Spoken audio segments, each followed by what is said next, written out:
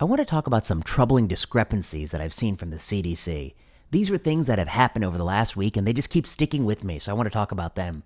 First up, a discrepancy between what the CDC director told ABC News and what was revealed at a CDC meeting later that week. This is the ABC News headline. I'm going to show it right here on the screen. It says, with nearly 5 million children getting COVID vaccines, no safety problems have been seen, CDC director says. This is dated December 10th. And that is the ABC News headline. But let me read you the article for fear that the headline mischaracterizes the piece. It says this: with nearly 5 million children aged 5 to 11 now vaccinated against COVID-19, CDC Director Rochelle Walensky says real-world monitoring finds vaccines are safe for young children. Crucially, the CDC hasn't identified any concerns with a temporary heart inflammation known as myocarditis, a potential side effect of mRNA vaccines seen in rare circumstances in teens and young adults.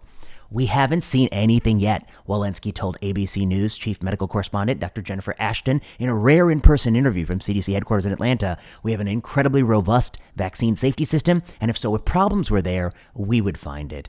This is what the article says. Now, of course, myocarditis has been well documented in the ages 12 to 40, but particularly in that subgroup of 16 to 24, boys more than girls, Moderna more than Pfizer. This is something that many people are concerned about. It's a real safety signal. And the reason it's important is that it occurs more often on dose 2 than dose 1, and there might be a way to deliver vaccines to many people to preserve the benefit of vaccination, but to mitigate the harms, to try to vaccinate in a way with perhaps a different dosing schedule, as I've talked about in a prior video, or perhaps a different dose, to actually have less myocarditis, but as much efficacy as you could possibly have.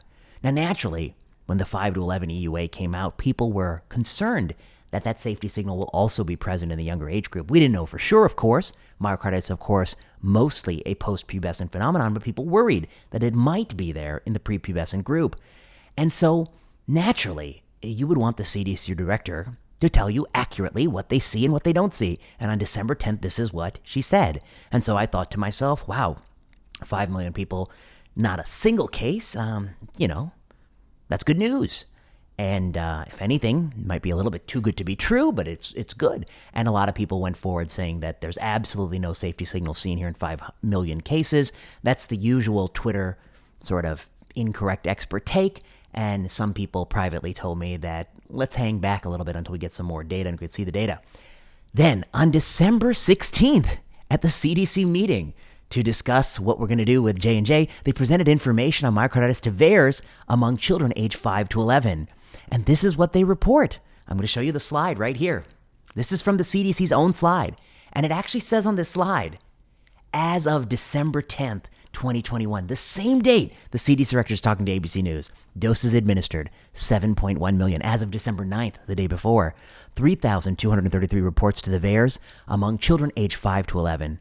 There are 14 reports of myocarditis. 5 reports follow-up is in progress. 9 reports have information obtained. 8 reports met CDC working case definition for myocarditis. That's in bold. That's their bold, not my bold.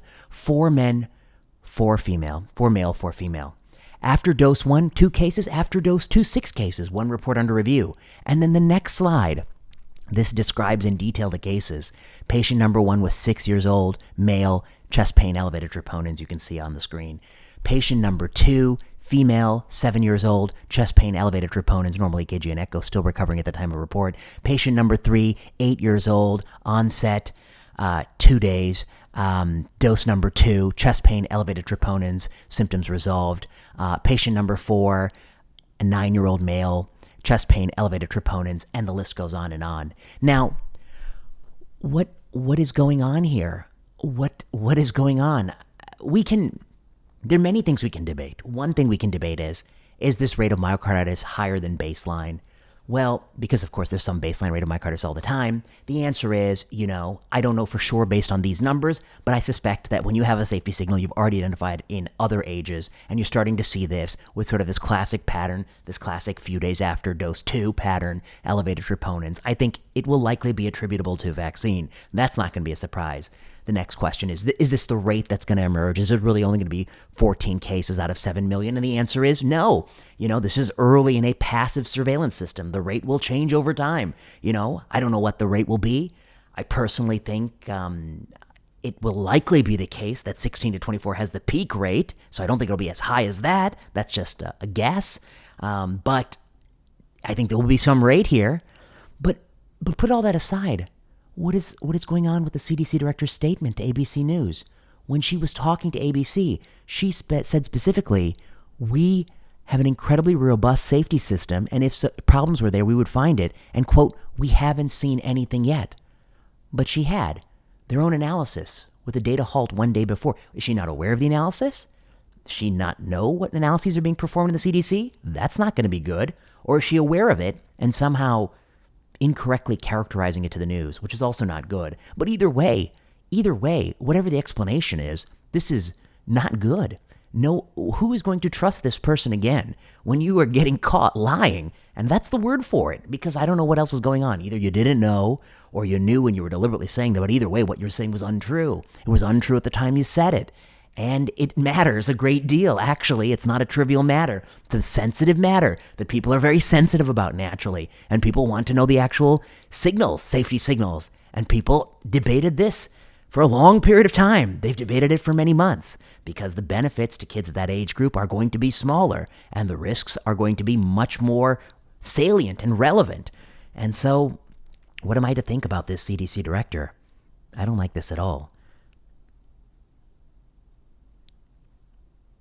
I got to be careful how I put it, but I think it's absolutely unacceptable. You know people are concerned about this. You can say, I don't know. I haven't seen anything, but they're running the analysis right now. No one has told me yet, but we're running the analysis. But to have this contradiction in a short period of time absolutely loses all credibility, and it's devastating. I think that credibility is sunk. Next thing I want to say, this wasn't the only story that caught my eye. There was another story in Bloomberg, and also maybe I'll show the Axios report. It's called CDC Overcounts Millions of Vaccinations, and it basically says that over the last week, they have lowered the percent vaccinated among the 65 and older cohort who have received at least one shot from 99.9%, where it had been for weeks, to 95% without changing any raw shot totals. And people say, you know, Illinois, Pennsylvania, West Virginia found overcounting of first shots in their database. Pennsylvania says, according to Bloomberg, the CDC estimates of first doses exceed state estimates by 850,000. Illinois had more than 500,000 completely unvaccinated people than initially thought.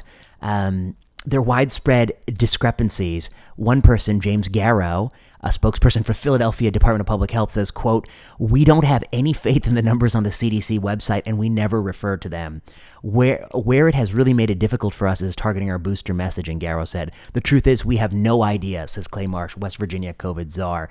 Can y'all count? This is not a hard thing. How many people got the first dose? How many people got the second dose? How many people got boosters? And how many people are there in the country? This is rudimentary numbers. This is numbers 101. You don't need to go to much school to know how to count. And simple counting of how many people got the shot would be a basic core competency of the agency. These are two huge errors. I don't know how to put it. You don't know that your own analysis done on a data halt the day before is finding myocarditis, and you're telling the news we don't find anything. And two, you can't even seem to count how many people have gotten the vaccine. I don't know what to say. I think this is disgraceful. There are many people online who are lamenting the current state of the pandemic. They say things like, how can we be where we are right now and people don't have home test kits, people don't have this, people don't have that. I mean, these are legitimate points. I mean, yeah, how can we be where we are now and you go to the store and the home test kits are sold out? How can that be? But I might ask a more simple question, which is how can you be where we are now and the CDC of a premier nation spending trillions of dollars on this pandemic, or losing trillions of dollars on this pandemic, cannot even keep count of how many vaccines have been administered? What does that say? What does that say? I don't know what to say. I think this is the huge failure. Anyone responsible for this should be summarily fired, and we should get new people in charge, because this is a huge failure. You can't even tell me how many vaccines were given. You have no clue. You're inaccurate. Other agencies are literally saying that they cannot trust your numbers. And you also are going public at a very sensitive time, and you're telling ABC that we have seen nothing when your own analysis a few days later is presented at the meeting, and it just contradicts that. I don't know what to say. It's it's a painful state. I mean, there's stuff that people always get wrong, and you can give them the benefit of the doubt. And then there's core competencies, just knowing what's going on in your shop, being able to count, and there's no forgiving that. It's just not good enough to get that wrong when you're at this level.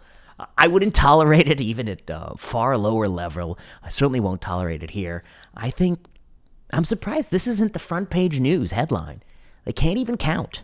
How can we trust them to solve this? And I think, or they're telling us inaccurate information, either knowingly or unknowingly, but both are not good. The CDC director not knowing what analyses are being run, that's not good.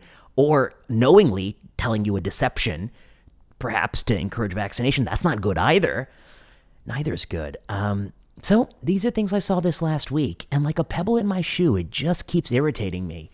And I've tried to be quite polite in how I frame my characterization of these positions, but there is no justification. There's no one who's going to be able to excuse these failures. These are huge failures, catastrophic failures. If they happened under the last guy, it would be the biggest news story you'd ever hear. But because it's happening now, it is really ignored and forgiven, and I find that to be deeply problematic, even as someone who I've repeatedly said, and is true, identifies as strongly left of center, somebody who wants to see really true reform in the economic systems in this country. So that's what you get on this channel. If you like this video, like, subscribe, comment, leave a message below. I'll be back to talk about some other things that have caught my eye recently, but thematically they don't fit with this. This is really CDC blunders, and until next time.